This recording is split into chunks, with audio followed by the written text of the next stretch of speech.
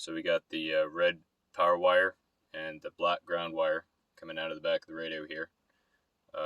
Red wire I wired to the fuse for the cigarette lighter because it comes on when the key is in the accessory position. And to do that, I used a fuse tap, which you can get right at your part store, which I'll show you right now.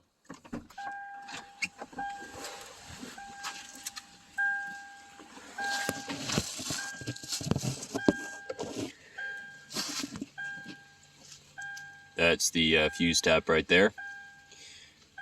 And the black ground wire from the radio, I attached to this bolt right here. As long as it's a clean bare metal surface, it should be just fine.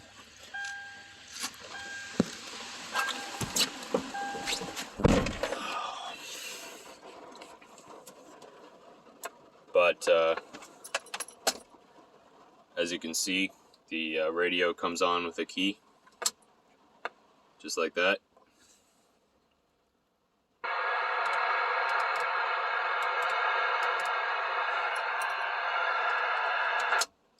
And that's all there is to it.